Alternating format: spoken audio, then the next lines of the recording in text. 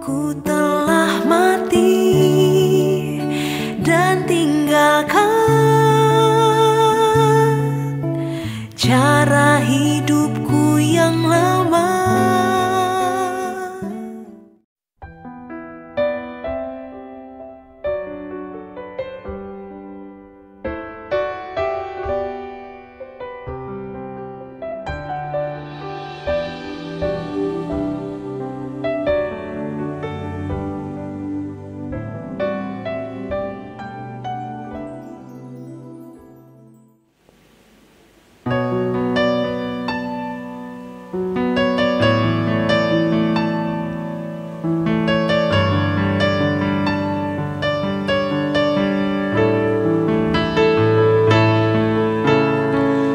Ada waktu untuk berduka, ada waktu untuk bersuka,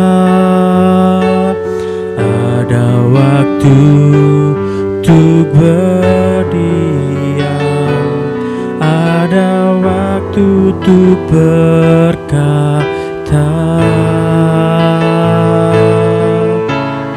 Namun di atas segalanya, ku tahu Allah, ku bekerja mendatangkan kebaikan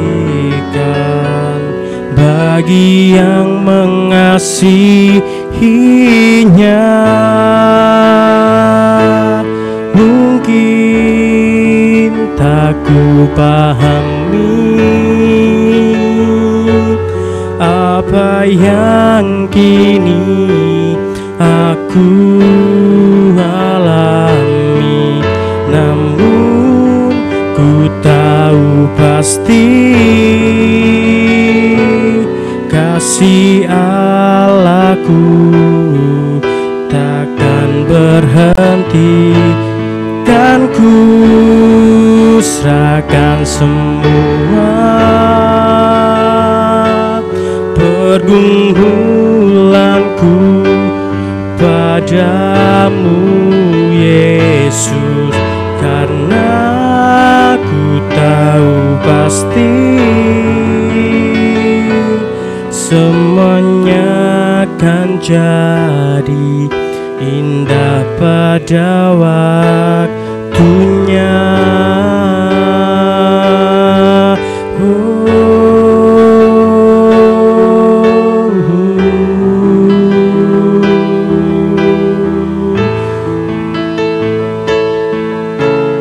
Di saat yang ku alami tak seperti yang ku ingini,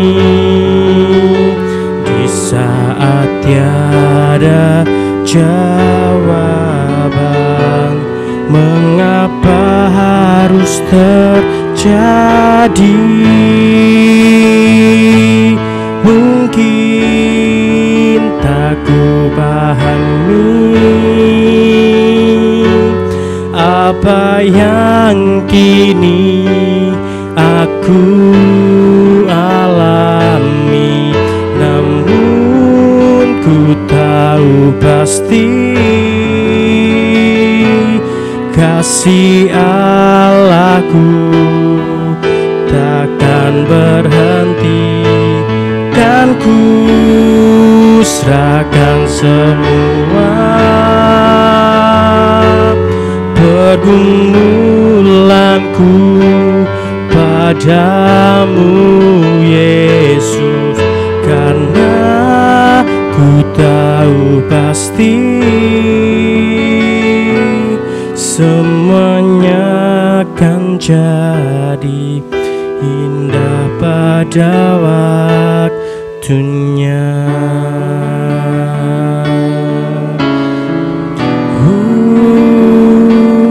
Semuanya akan jadi indah pada waktunya.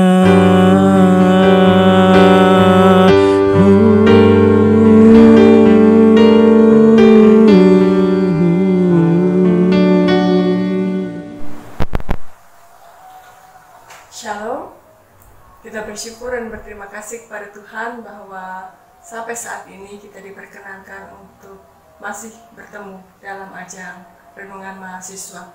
Sebelum kita sama-sama belajar merenungi firman Tuhan pada pagi hari ini, mari kita sama-sama terlebih dahulu berdoa. Allah di dalam kerajaan surga, kami mengucap syukur dan berterima kasih Tuhan buat berkat-Mu, buat kebaikan-Mu, buat kasih setiamu kepada setiap kami ya Tuhan, sehingga pada saat ini kami masih diperkenankan untuk bertemu satu dengan yang lain melalui ajang ini ya Tuhan. Sertai setiap kami ya Tuhan, dan pimpin setiap kami. Apa yang akan kami pelajari, apa yang akan kami dengar, supaya kami bisa terapkan dalam kehidupan kami masing-masing. Di dalam nama-Mu Yesus Kristus, kami mengucap syukur dan berdoa. Amin. Baik, pada pagi hari ini kita akan sama-sama belajar tentang kitab Yunus. Kitab Yunus ini adalah satu kitab yang sangat unik dibandingkan kitab para nabi-nabi yang lainnya.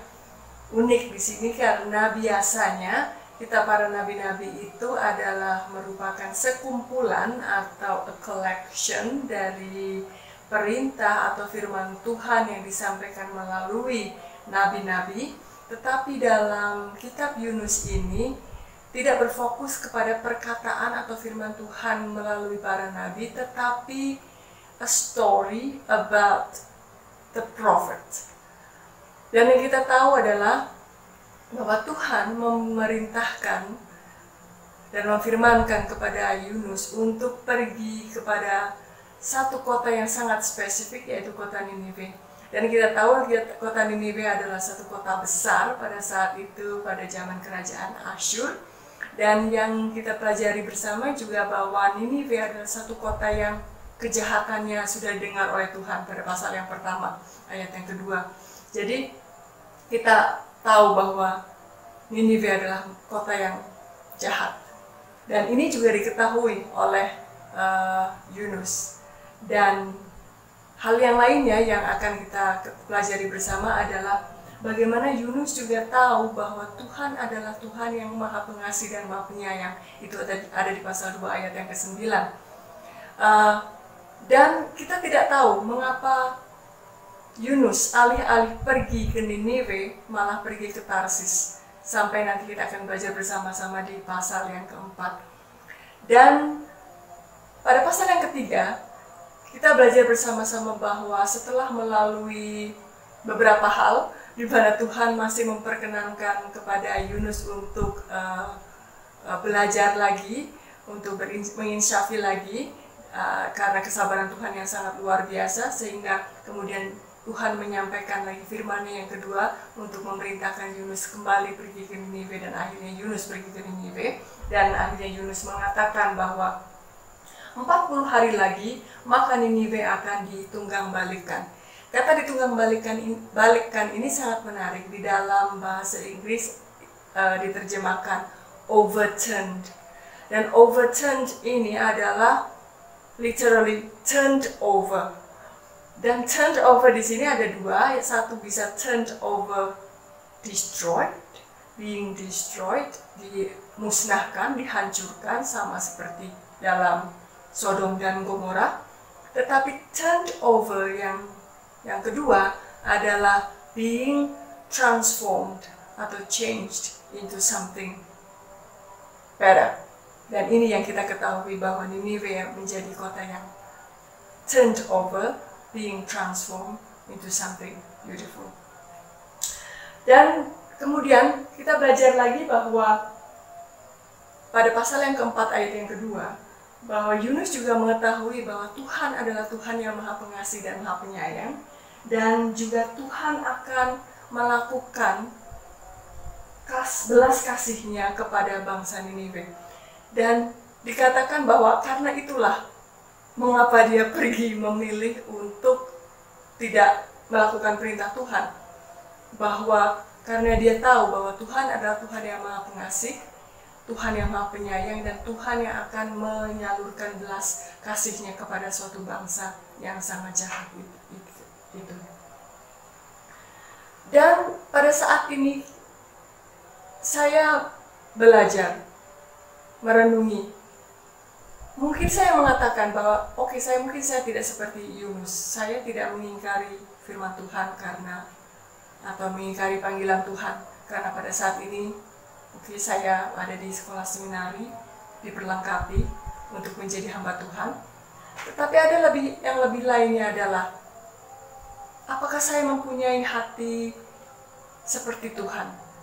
Pada saat saya melihat kepincangan atau kerusakan moral di sekitar saya, pada saat saya melihat ketidakadilan di sekitar saya, apakah saya mempunyai hati seperti Tuhan yang mengasihi masyarakat di sekitar saya atau orang-orang di sekitar saya? Dan inilah pelajaran yang saya rasa bisa kita ambil dari kisah Yunus ini, bahwa Tuhan adalah Tuhan yang penuh kasih, Tuhan yang sangat luar biasa compassionate kepada bangsa yang sangat jahat sekalipun. Dan selayaknya kita pun harus mempunyai hati seperti Tuhan. Dan inilah suatu proses yang kita tahu adalah sangat sulit. Mudah sekali untuk mengasihi orang yang mengasihi kita, atau mudah sekali untuk mengasihi orang yang baik kepada kita. Tetapi buat orang yang tidak baik kepada kita, apakah kita bisa mengasihi mereka sama seperti Tuhan mengasihi bangsa yang tidak mengasihi Tuhan?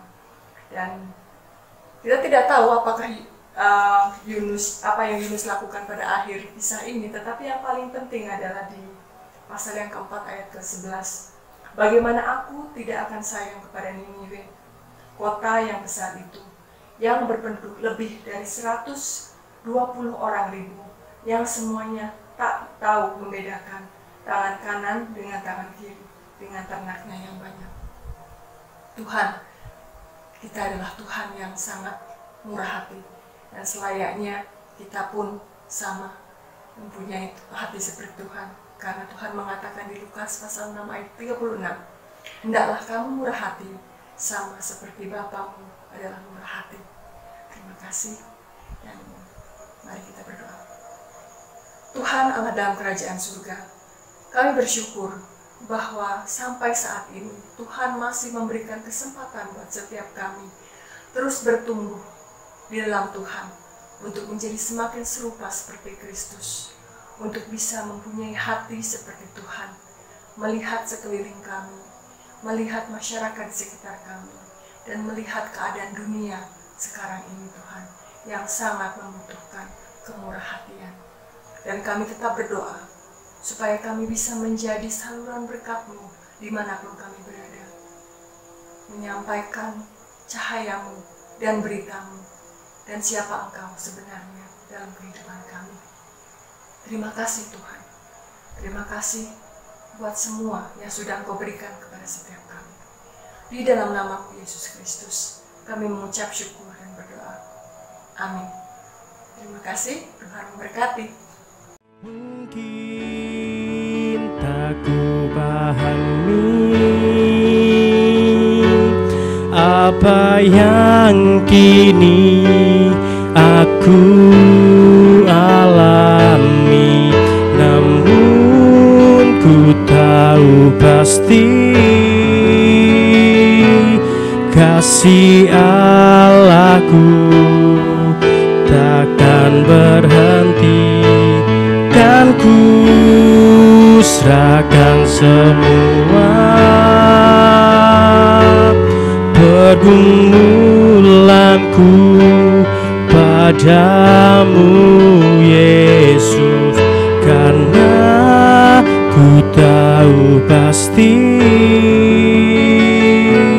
semua